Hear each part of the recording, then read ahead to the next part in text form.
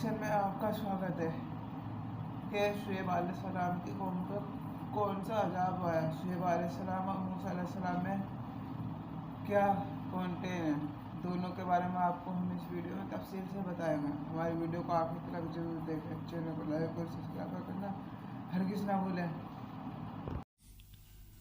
بسم اللہ الرحمن الرحیم۔ السلام علیکم رحمۃ اللہ وبرکاتہ۔ آج کا موضوع قوم شعیب ہے، جنہیں اہل مدین بھی کہا جاتا ہے۔ اس قوم کا تذکرہ قرآن کریم میں ملتا ہے۔ یہ ایک نافرمان، سرکش اور گنہگار قوم تھی جو بہت بے ایمان تھی اور غنڈہ گردی کرنے والی اس قوم نے لوگوں کو اپنے پیغمبر سے دور کرنے کی کوشش کی۔ اللہ کے احکامات کو سرعام جھٹلایا اور پھر اللہ نے ان کی پکڑ کی۔ انہیں ایک زبردست زلزلے نے آ لیا اور پھر اس قوم کی تباہی رہتی دنیا تک لوگوں کے لیے عبرتناک سبق بن گئی۔ قوم شعیب کا قصہ ہمیں درس دیتا ہے کہ زندگی ایمانداری سے گزارنی چاہیے۔ قوم شعیب کے قصے سے ہم یہ سیکھتے ہیں کہ اللہ تعالیٰ کی نافرمانی کی بہت بڑی سزا ملتی ہے۔ دوستو، ہمیں ہر وقت اپنے اعمال کا جائزہ لیتے رہنا چاہیے اور خلق خدا کو ستانے سے گریز کرنا چاہیے۔ لہٰذا آئیے ہم سب اللہ تعالیٰ کی اطاعت کریں اور اس کے احکامات پر عمل کرنے کی کوشش کریں تاکہ ہم اللہ تعالیٰ کی رحمت اور عنایات سے ہمیشہ مستفید ہو سکیں۔ قوم شعیب کون تھی؟ ان کے بڑے بڑے گناہ کون سے تھے؟ ان کے پیغمبر کون تھے؟ قوم شعیب اور حضرت موسیٰ کا آپس میں تعلق کیا تھا؟ ان سب کے بارے میں تمام تفصیلات جاننے کے لیے ہمارے ساتھ رہیں اور آپ سے گزارش ہے کہ ویڈیو کو آخر تک ضرور دیکھیے گا۔ ناظرین، مدین ایک قبیلے کا نام ہے اور اسی قبیلے کے سبب بستی کا یہ نام مشہور ہو گیا۔ دراصل حضرت ابراہیم علیہ السلام کے ایک بیٹے کا نام مدین تھا اور ان کی نسل کو اہل مدین کہا جاتا ہے۔ وہ حضرت ابراہیم علیہ السلام کی تیسری بیوی قطورہ کے بطن سے تھے، اسی لیے یہ خاندان بنی قطورہ کہلاتا ہے۔ حضرت ابراہیم علیہ السلام کے بیٹے مدین اپنے اہل و عیال کے ساتھ اپنے سوتیلے بھائی حضرت اسماعیل علیہ السلام کے قریب ہی حجاز میں آباد ہو گئے تھے۔ حجاز میں ایک شہر یترو، شعیب کا شہر، اسے مدین شعیب بھی کہتے ہیں۔ مدین کا اصل علاقہ حجاز سے شمال مغرب اور فلسطین کے جنوب میں بحر احمر اور خلیج عقبہ کے کنارے پر واقع تھا۔ اہل مدین کا تعلق سلسلہ بنی اسرائیل سے نہیں ہے۔ اہل مدین دراصل ابراہیم کے صاحبزادے مدین کی اولاد میں سے ہیں۔ عرب کے دستور کے مطابق جو لوگ کسی بڑے شخص کے ہاتھ پر مشرف باسلام ہوتے ہیں وہ اسی کی طرف منسوب ہو کر بنی فلاں کہلاتے ہیں۔ اسی دستور کے مطابق عرب کا بڑا حصہ بنی اسماعیل کہلایا اور اولاد یعقوب کے ہاتھ پر مشرف باسلام ہوئے، اور اولاد یعقوب کے ہاتھ پر مشرف باسلام ہونے والے لوگ بنی اسرائیل کہلائے۔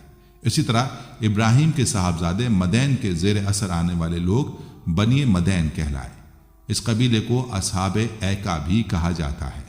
عرب کے جغرافیہ میں جو شہرہ حجاز کے تاجروں کو شام، فلسطین، عین اور مصر تک لے جاتی ہے وہ بحر قلزم کے مشرقی کنارے سے ہو کر گزرتی تھی۔ یہ سردی اور گرمی دونوں موسموں میں قریشی قافلوں کے لیے بڑی تجارتی سڑک تھی۔ قرآن مجید میں اسی سڑک کو امام مبین کہا گیا ہے۔ حضرت شعیب بھی اسی قبیلے سے تعلق رکھتے تھے۔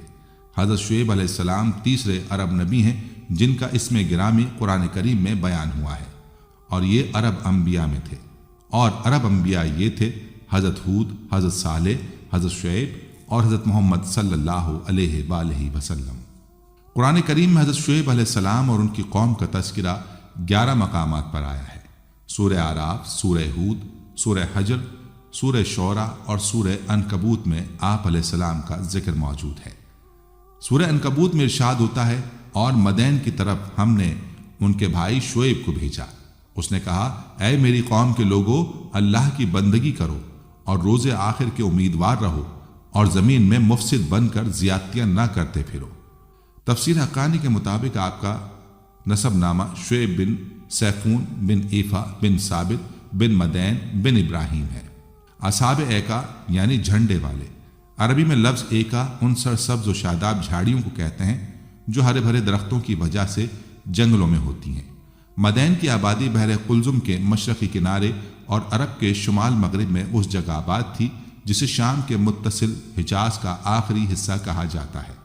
نہروں اور آبشاروں کی کثرت نے اس علاقے کو اس قدر سرسبز و شاداب بنا دیا تھا اور وہاں میوے دار درختوں اور بیوں اور پھولوں کے اس قدر باغات تھے کہ اگر کوئی آدمی باہر سے دیکھے تو ایک جھنڈ نظر آتا تھا، تو اس مناسبت سے اہل مدین کو اصحاب ایکا بھی کہا گیا، اور بعض کے نزدیک یہ قبیلہ 2 حصوں میں بٹ گیا تھا۔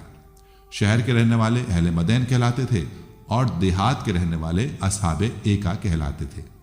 اس سے شعیب علیہ السلام کی قوم اور بستی مدین کے اطراف کے باشندے مراد ہیں۔ مفسرین کا ان میں اختلاف ہے کہ مدین اور اصحاب ایکا دونوں ہی ایک قبیلے کے نام ہیں یا الگ الگ قبیلے تھے۔ بعض کا خیال یہ ہے کہ دونوں جدا جدا قبیلے تھے، مگر راجح یہی ہے کہ دونوں ایک قبیلے کے نام ہیں۔ حافظ عماد الدین ابن کثیر کا خیال ہے کہ یہاں ایک نام کا ایک درخت تھا جو اہل قبیلہ چونکہ اس درخت کی پوجا کیا کرتے تھے، لہٰذا اسی نسبت سے مدین کو اصحاب ایکا کہا گیا۔ اصحاب الایکا نسبی نام نہیں بلکہ مذہبی نام ہے۔ نسبی نسبت سے یہ قبیلہ مدین کہلایا اور مذہبی نسبت سے اصحاب ایکا کہلایا۔ اصحاب الایکا سے مراد حضرت شعیب علیہ السلام کی قوم ہے۔ وہ جنگلوں، باغوں اور پھلدار درختوں کے مالک لوگ ہوتے تھے، اور الایکا سے مراد الغیزہ ہے، اور اس سے مراد درختوں کا جھنڈ ہے، اور جمع الایک ہے۔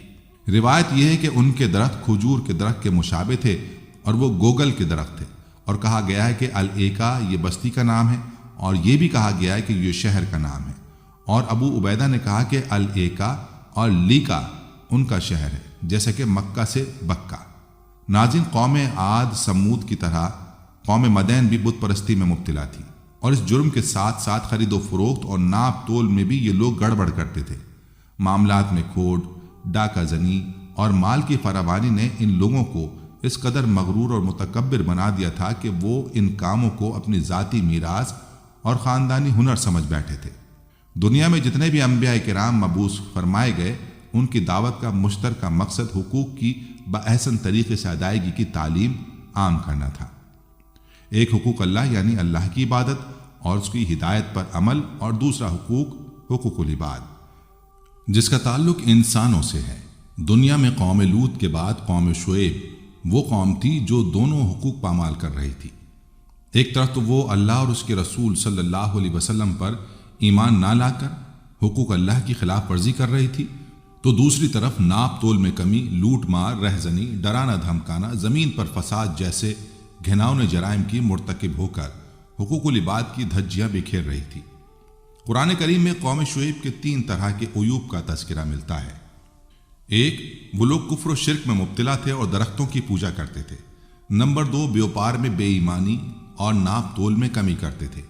تیسرے، راستوں میں بیٹھ کر لوٹ مار کرتے، لوگوں کے اموال چھینتے اور غنڈہ ٹیکس وصول کرتے۔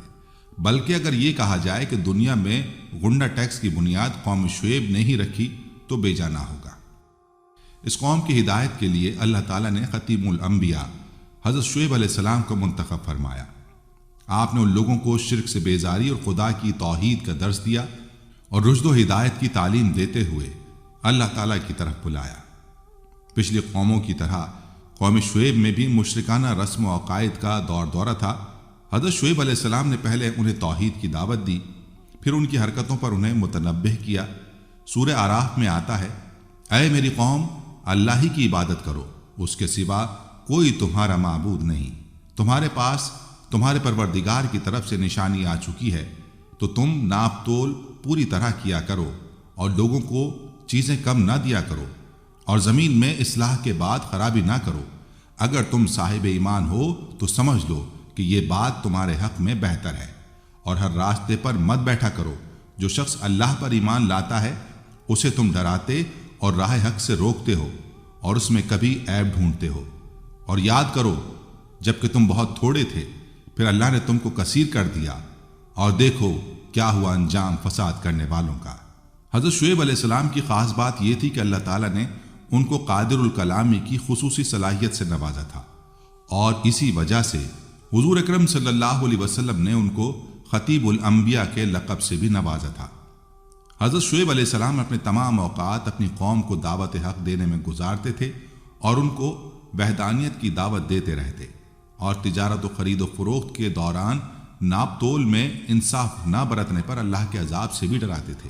تو اہل مدین کہتے ہیں کہ شعیب، تم کو تو معلوم ہونا چاہیے کہ ہمارا مال خواہ ہم اس کو زیادہ میں بیچیں یا اس کو گھٹا کر فروخت کریں، تم کو ہمارے ناپ تول سے کیا کام؟ دوستو، ابن ابی حاتم میں ہے کہ ہلال بن طلق نے ایک مرتبہ سیدنا عبداللہ بن عمر رضی اللہ عنہما سے کہا کہ مکے مدینے والے بہت ہی عمدہ ناپ تول رکھتے ہیں۔ آپ نے فرمایا وہ کیوں نہ رکھتے، جبکہ اللہ تعالیٰ کا فرمان ہے، قرآن کریم نے ناپ تول کو درست کرنے کا حکم اس آیت میں بھی دیا ہے، یعنی جب ناپو تو ناپ پورا کرو اور وزن سیدھے ترازو سے تول کر دیا کرو۔ اور سورہ انعام میں حکم ہے کہ ناپ تول انصاف کے ساتھ برابر کر دیا کرو، ہم کسی کو اس کی طاقت سے زیادہ تکلیف نہیں دیتے۔ اور سورہ رحمان میں فرما دیا، یعنی ناپ تول قائم رکھو اور میزان کو گھٹاؤ نہیں۔ شعیب علیہ السلام کی قوم کی ایسی بدعت کی وجہ سے اللہ تعالیٰ نے غارت و برباد کر دیا۔ یہاں بھی اللہ تعالیٰ ڈرا رہا ہے کہ لوگوں کے حق مارنے والے کیا قیامت کے دن سے نہیں ڈرتے، جس دن یہ ذات پاک کے سامنے کھڑے ہو جائیں گے جس پر نہ کوئی پوشیدہ بات پوشیدہ ہے نہ ظاہر، اور وہ دن بھی نہایت ہولناک و خطرناک ہوگا، بڑی گھبراہٹ اور پریشانی والا دن ہوگا۔ اس دن یہ نقصان رساں لوگ جہنم کی بھڑکتی ہوئی اس آگ میں داخل ہوں گے۔ وہ جگہ بھی نہایت تنگ و تاریک ہوگی اور میدان آفات و بلیات سے پر ہوگا، اور وہ مصائب نازل ہو رہے ہوں گے کہ دل پریشان ہوں گے، حواس بگڑے ہوئے ہوں گے، ہوش جاتا رہے گا۔ صحیح حدیث میں ہے کہ آدھے آدھے کانوں تک پسینہ پہنچ گیا ہوگا۔ مسند احمد کی حدیث میں ہے، اس دن رحمان عز و جل کی عظمت کے سامنے سب کھڑے کپ کپ آ رہے ہوں گے۔ مسند احمد۔ اور حدیث میں ہے کہ قیامت کے دن بندوں سے سورج اس قدر قریب ہو جائے گا کہ 1 یا 2 نیزے کے برابر اونچا ہوگا اور سخت تیز ہوگا۔ ہر شخص اپنے اپنے اعمال کے مطابق اپنے پسینے میں غرق ہوگا۔ بعض کی ایڑیوں تک پسینہ ہوگا، بعض کے گھٹنوں تک، بعض کی کمر تک، تو بعض کو ان کا پسینہ لگام بنایا ہوا ہوگا۔ صحیح مسلم۔ اور حدیث میں ہے کہ دھوپ اس قدر تیز ہوگی کہ کھوپڑی بننا اٹھے گی، اور اس طرح اس میں جوش اٹھنے لگے گا جس طرح ہنڈیاں میں ابال آتا ہے۔ مسند احمد۔